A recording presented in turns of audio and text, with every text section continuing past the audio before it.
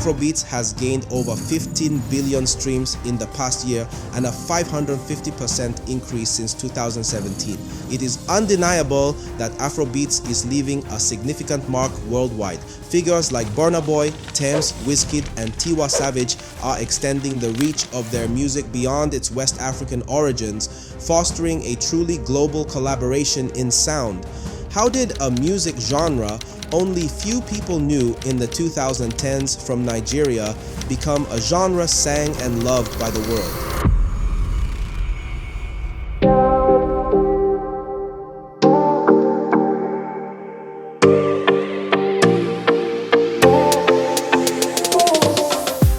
The origin and evolution of the Afrobeats genre, how it went from a simple Nigerian tune to a worldwide sensation making waves all over the music industry, is the little known part of the music sensation.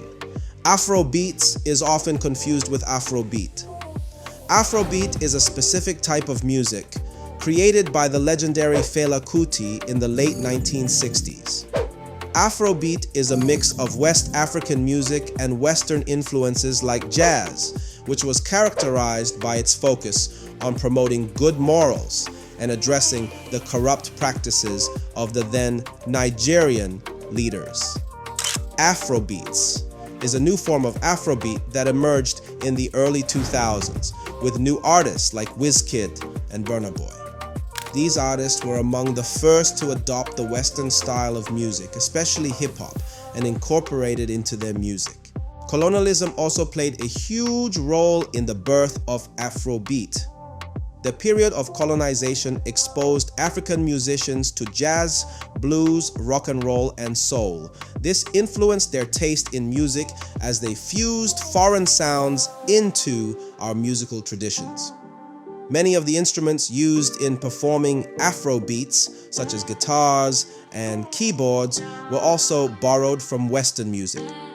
Even though African musicians drove a lot of inspiration from their colonizers' music, it took one man to transform that inspiration into something special for Africa: Fela Kuti. Fela Kuti was one of the people who was greatly influenced by E.T. Mensah's style of music in the 1950s. E.T. Mensah's music was a fusion of high life and jazz.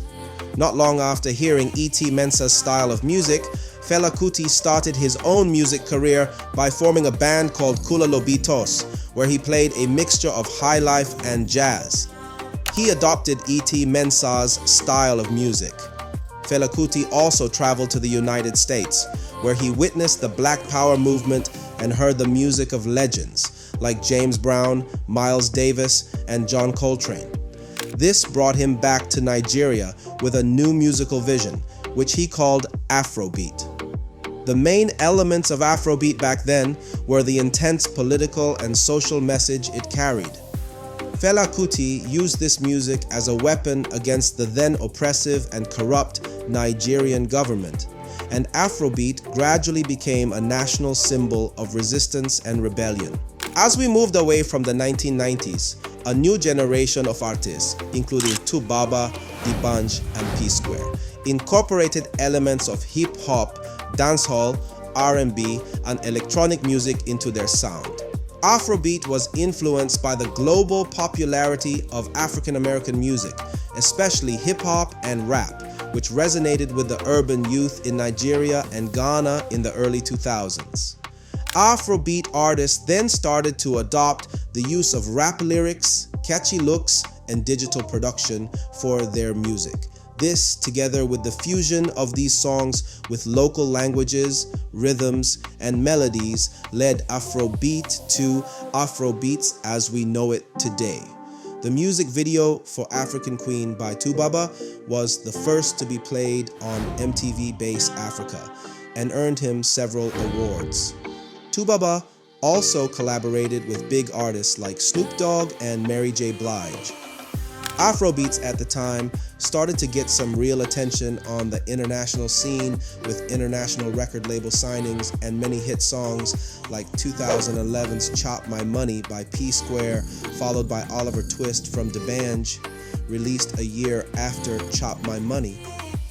Oliver Twist led D'banj to sign with Kanye's Good Music record label. Afrobeats has evolved, with artists from different countries picking up the genre. In the 2010s, Afrobeats expanded its reach and appeal as artists from Ghana, Ivory Coast, Senegal, and South Africa began to make their own Afrobeats music. Now, Afrobeats has many different subgenres of its own, such as Afro-pop, Afro-fusion, Afro-swing, and Afro-house. Many of these are influenced by Caribbean sounds, especially from Jamaica. Afro-pop is contemporary pop from Africa and has been around for some time, with musicians like Angelique Kidjo, Yemi Alade, and Tiwa Savage leading the way. Afrofusion has been the most popular form of Afrobeats for a while now, with Burna Boy, Wizkid, and Davido making waves in this scene with On The Low, Essence, and Unavailable respectively. However, the newest form of Afrobeats is what is referred to as Afro Swing or Afro Bashment, a mix of UK dancehall music, also known as bashment and Afrobeats. This kind of Afrobeats is characterized by musicians like NSG, Jay Hughes, and Kojo Funds. For the past 3 to 5 years, Afrobeats has become more or less what the majority of the world is jamming to, reaching millions of fans around the world, with Afrobeats musicians collaborating with international acts like Drake, Beyoncé, Ed Sheeran, and Rihanna. These strategic collaborations have exposed Afrobeats to new and broader audiences. For example, when Drake collaborated with Wizkid on the song One Dance, it became a global hit and reached #1 in 15 countries. The internet and social media have helped Afrobeats artists to reach and connect with a larger audience through the dance challenges on TikTok and the increasing integration of challenges and posts that come with the songs. These dances convey a general mood that is easily associated with a song. Sometimes it starts viral challenges on social media, like the dance to Tyler's Water. The dynamism and versatility of Afrobeats have also made it appealing to different cultures and musical tastes. Like Afrobeat songs are a mix of various musical styles like highlife, juju, hip-hop, and R&B, and also features danceable rhythms and different languages such as English, Pidgin, and Twi. One factor that has led to the spiking growth of Afrobeats is the emergence of festivals and events that showcase the genre and celebrate its diversity. One of the most notable examples is Afro Nation, which is a 4-day festival that features live performances, beach and boat parties, and cultural attractions. Afro Nation Festival, held in Portugal, was attended by about 40,000 guests. Afro Nation was launched in 2019 in Portugal, attracting over 20,000 attendees from more than 50 countries. Since then, it has expanded to other locations such as Ghana, Puerto Rico, and more popularly, the UK.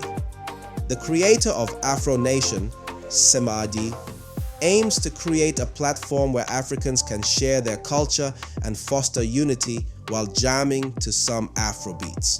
One Africa Music Fest, a concert series that showcases African music and culture in various cities like New York, Dubai, and Paris, the Sound City MVP Awards Festival, and the Headies, which both recognize the excellence and achievement of Afrobeats artists through awards. Afrobeats has also made its mark on the international stage. The Grammy Awards now has categories specially made for African musicians, which covers all the subgenres of Afrobeats. Artists like Burna Boy and Tems have received such awards. Afrobeats is now more than just a musical genre. It is a cultural movement celebrating the diversity and culture of the African people without leaving out the diaspora.